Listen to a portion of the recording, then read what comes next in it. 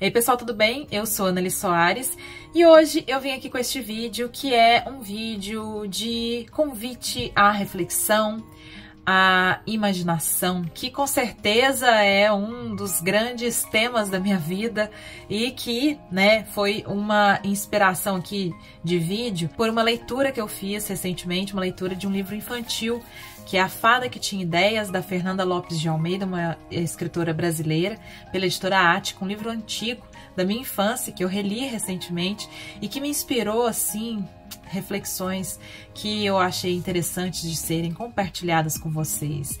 Este não é um vídeo que você encontrará respostas ou grandes teses sobre a criatividade, a autenticidade, mas sim um vídeo de divagações e de sonhos divididos por mim. Então, vamos comigo pro vídeo de hoje. Bem, pessoal, então vamos lá pro vídeo de hoje, que eu tive, essa ideia de trazer, principalmente depois de ler A Fada que Tinha Ideias, da Fernanda Lopes de Almeida. É um livro, assim, que faz parte da minha história, Faz parte da minha história, da minha infância.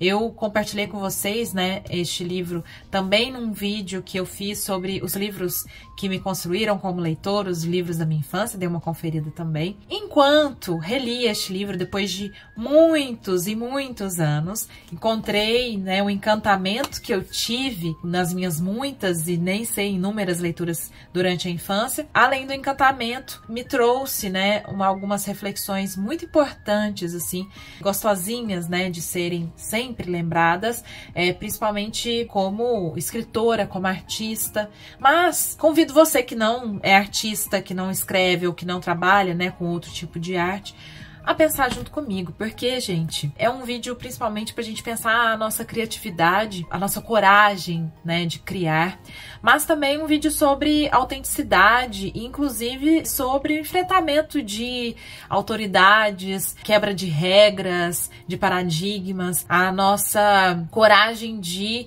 criar ou de enfrentar ou de enxergar horizontes diferentes, não só um mesmo, de não seguir exatamente a cartilha, de não estarmos presos em livros embolorados de regras que uma vez foram criadas e impostas e assim seguimos cegos, essas regras. Só resumidamente aqui a história do livro. É o livro que conta a história da Clara Luz, que é uma fadinha criança, e sua mãe, a fada mãe, que vivem num reino de fadas que seguem regras de um livro, o livro das magias. Então, desde pequenas, elas são ensinadas a sempre fazerem as mesmas magias, a criarem tapetes mágicos, a seguir a cartilha toda assim bonitinha. E a Clara Luz é esta fadinha muito revolucionária, muito cheia de ideias, que não está nem aí para o que o livro diz. Ela quer criar suas próprias magias, ela quer fazer aquilo que lhe dá vontade, desejo, o que ela acha que encanta o mundo, colore o mundo, melhora o mundo, aquilo que lhe dá alegria, de viver. Então ela colore a chuva, por exemplo, ela faz a chuva ficar colorida, vai fazer uma receita de bolo, e aí ela coloca um relâmpago dentro do bolo para fazer crescer, e aí cria um cometa, tem todas as situações de aventura, um pouco assim da magia e tudo mais, E aí a mãe dela fica muito preocupada, porque a Clara Luz não segue o livro das magias, ela tá só no capítulo 1 e ela já tinha que estar no capítulo 2, pelo menos. E se a rainha descobrir, o castigo vai ser muito grande. Então todas vivem muito cerceadas pelas regras, com muito medo dos castigos, que podem ser impostos pela rainha, fada, e sempre obedientes àquilo que elas devem, ao dever de, inclusive, uma das matérias, que elas estudam na vida é a horizontalogia, que estuda os horizontes, mas veja que elas estudam os horizontes sem irem pro horizonte, O horizonte que é essa coisa que a gente não vai, a gente só olha. Mas a Clara Luz resolve que ela e a professora dela vão pros horizontes, e mais, que tem mais de um horizonte, que não é só um. Aí, no final das contas, ela apronta todas, ela ensina as outras amiguinhas fadinhas dela a criarem nuvens que são animais e eles saem galopando e saem relinchando e mugindo e tudo mais, né? Cada uma cria um animal. Até que a rainha mãe descobre algumas coisas que estão acontecendo, né? Tá tudo bagunçado, a rainha mãe fica sabendo, chama todas as fadas do reino para uma reunião. Que é isso que tá acontecendo? Essa bagunça? Sob a ordem de quem vocês andam fazendo isso? E acaba descobrindo que foi Clara Luz, e a Clara Luz corajosamente é a única fada que não desmaia lá no meio de todo mundo, né? Aliás, só ela, a mãe dela e a professora dela de horizontologia que não desmaiam de susto e medo da rainha. Ela enfrenta a rainha, ela conta tudo o que aconteceu e por que ela acha que ela tá certo, por que ela fez as coisas que ela fez, né? E diz, olha, esse livro embolorado de vocês é muito chato, eu não quero fazer o que tá escrito nele. E a rainha, como assim livro embolorado? É um livro mágico, não embolora. Vão ver, tá assim embolorado, né? Enfim, pois ela acaba sendo convidada pela rainha a ser a conselheira-chefe do reino. Então ela vai dar conselhos para a rainha para que, né, o reino delas seja um reino mais alegre, um reino menos cheio de regras, um reino de magia um pouco mais livre. Bom, eis que li esse livro, fiquei, claro, né, toda envolvida com a história, com a personagem Clara Luz e toda essa história. Mas aí, claro, né, gente, a gente vai para as nossas reflexões. E eu fiquei pensando muito sobre, né, a coragem da Clara Luz de criar. E isso a gente fala muito sobre, quando fala de criatividade, né, de como que nós, em geral, né, somos seres criativos. Todo mundo é criativo. A gente tem uma falsa impressão de que aquela pessoa é criativa. De fato, há algumas pessoas que são muito criativas, que têm muitas ideias e que vivem plenamente essa relação com a criatividade, ou pelo menos, se não plenamente, um pouco mais conectadas com a sua criatividade, né? Um pouco mais livres para terem suas ideias e levarem suas ideias a sério. Mas o que eu vejo que acontece muito, e isso também acho que é de uma maneira geral, é que quando crianças, né, nós temos esse imaginário todo, essas fantasias, e que são muito importantes que nós consumamos e que nós tenhamos para, enfim, elaboração, né, do mundo e das coisas que depois a gente vai entendendo e permitindo que nós construamos, né, tipo, acho que um preparo psicológico, cognitivo e emocional para enfrentar a realidade, e muito livres e muito corajosos, né? A gente não tem vergonha das nossas ideias quando crianças, em geral, né? Vamos sendo polidos pouco a pouco, vamos sendo cerceados, censurados. E aí, quando já num período ali da adolescência, pela questão do grupo, ou pela questão da educação que você recebe, ou do meio ambiente que você vive, é claro que aí tem vários recortes sociais, né, culturais, econômicos, falando assim muito genericamente, é um momento ali que tem uma viradinha de chave, né? Inclusive até porque começa a questão da profissionalização, né? Isso a gente ouve sempre, né? O que você vai ser quando crescer? Mas aí vai chegando uma certa idade, você tá naquela vida ali apurada de estudos e tal, pensando, né, na sua vida profissional já, ou se preparando pro vestibular, ou sei lá, já entrando no mercado de trabalho, dependendo da pessoa. E a criatividade não é vista como algo sério. Tipo, você pode escrever mais como um hobby, você pode desenhar mais como um hobby, você pode fazer música mais como um hobby, fazer teatro mais como um hobby, você pode, enfim, é tudo isso, né? São muitos os fatores que nos levam a silenciar o nosso lado criativo, né? A abafar a nossa criatividade, sem nos darmos conta que a criatividade é algo muito maior até, né, do que isso que a gente desenha como criatividade. Nós temos que ser criativos, inclusive para sermos funcionais. Como que o ser humano não é criativo se em algum momento da história ele criou uma ferramenta, né? Tipo, como que ele foi criativo para inventar a roda, para inventar isso e aquilo, e a tecnologia, para criar tudo que nós temos, inclusive coisas que são vistas como sérias ou vistas como técnicas. Até para os nossos relacionamentos, eu acredito que a criatividade, ela ajuda. Uma pessoa que tem, né, essa relação um pouco mais envolvida, né, apurada com a criatividade, ela consegue, eu acho que, ver o mundo de uma maneira um tanto mais ampla, até mesmo acho que ajuda na empatia, na construção da empatia, de você ouvir as pessoas, de entender, né, as diferentes modos de estar no mundo, os diferentes horizontes, né, os muitos horizontes que a Clara Luz mesmo fala que existem. Então, a criatividade, ela está presente no nosso cotidiano com essa censura diária que a gente faz. E uma vez sendo artistas, né, e eu digo isso pela minha experiência, aí você tem que fazer um trabalho de conexão com a sua criatividade. Já estamos muito cheios de camadas, com muita censura, com muita vergonha, com muito medo. Aqui na Fada que Tinha Ideias, também a autora, em alguns momentos, coloca a questão do medo, né? De como que as fadas tinham medo de criar, medo de fazer coisas diferentes, e a Clara Luz enfrenta isso. A gente tem medo de criar algo que seja muito estranho, que não seja aceito, que seja feio, que seja esteticamente diferente, que sabe? Então, assim, a gente vai ficando muito cheio de dedos. E para criar, a gente precisa, assim, de se desfazer disso. E é um trabalhão que a gente tem. Muitas vezes isso até gera muito bloqueio, né? Porque você não se permite. Você tem medo da rainha fada falar que você não pode, e que no livro, lá embolorado, você não pode fazer desse jeito ou de outro. A gente, muitas vezes, fica preso no livro embolorado da criatividade, que é criar o que está sendo feito, ou o que é esperado de nós, ou o que a gente acha que as pessoas querem ver, que as pessoas querem receber, né, da nossa arte. E eu falo muito sobre esse medo, né? Eu já falei muito sobre esses bloqueios, medos, né? Essas censuras que eu, como artista, sinto, que eu me imponho. Aí, sem entrar ainda, né, nas discussões da psicanálise, da psicologia, né? Desse super-eu que a gente tem, que é tão, né, o meu fortíssimo, super rigoroso. Não, isso não tá bom. E aí, a partir desse lugar, a gente não sai do lugar, né? A gente quer ficar ali no confortável, no quentinho, só criando tapetes mágicos, sem criar chuvas coloridas, porque tem gente que não gosta de chuva colorida, porque tem uma gota de chuva que quer ser azul e a gente pinta de amarelo, enfim. A mudança de paradigma, de começar a ver o quanto que a criatividade, a arte, são coisas que são importantes para todos. Não só para os artistas, mas para todo mundo. E o quanto que a gente, como adulto, a gente precisa, tipo, ter esse olhar um pouco mais...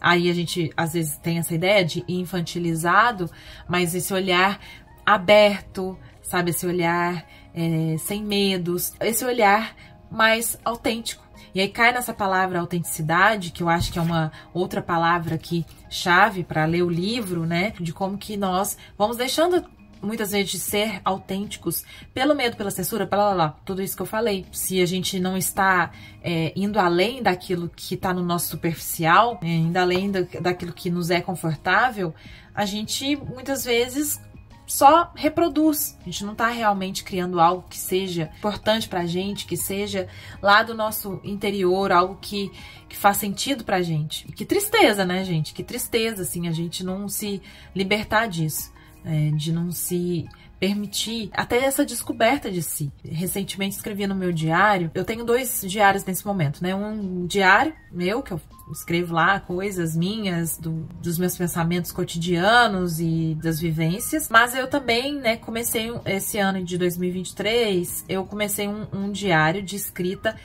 voltado para a escrita do meu próximo romance. E eu escrevi uma carta para a minha personagem protagonista, ou uma das protagonistas, eu ainda tô entendendo, né? Nesse impulso, assim, que me deu, né, de escrever essa carta, que foi algo muito forte, muito intenso, de bastidor de escrita que eu vivi, eu escrevo para minha personagem que elas todas, essas personagens que vivem em mim, que aos poucos, né, eu vou nesse mergulho interno, nesse fechar de olhos, consigo abrir os olhos para outro mundo, para outras coisas, né, para elas, emprestar meus olhos, meu corpo para elas, para que elas tenham essa possibilidade de existência. E eu sinto que essas personagens, que elas me escrevem também.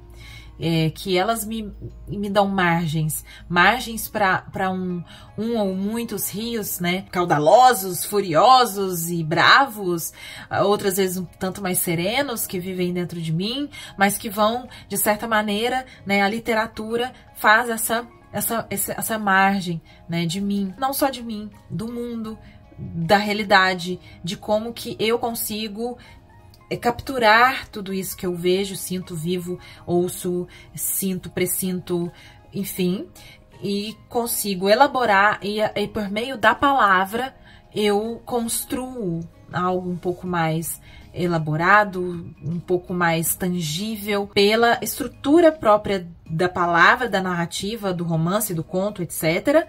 A gente tem ali um entendimento melhor de algumas questões, de sentimentos, de vivências, etc. Pela leitura, pela escrita, pela palavra, eu sinto que eu não só me construo, me estruturo, me entendo, como também eu leio da literatura, né? Tipo, pego esse livro aqui e tenho todas essas ideias mais bem construídas, essas ideias que me vêm, inclusive como sentimento, mas que de certa maneira estão mais formadinhas. É mais fácil para mim entender tudo isso que eu sei, porque de certa maneira a questão da criatividade, da autenticidade, blá blá blá blá blá, são questões já da minha vida que eu tenho essa ideia, eu sei, eu sinto, eu vivo, mas quando eu leio a Fala que tinha ideias e eu tenho essa história e tá ali na frase, tá ali nas imagens que a autora cria, né, nas magias, nas ilustrações, e aí eu consigo me entender como artista, eu consigo,